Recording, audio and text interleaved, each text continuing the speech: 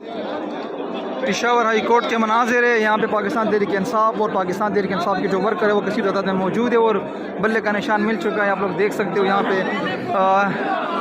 जीत का जश्न मनाया जा रहा है।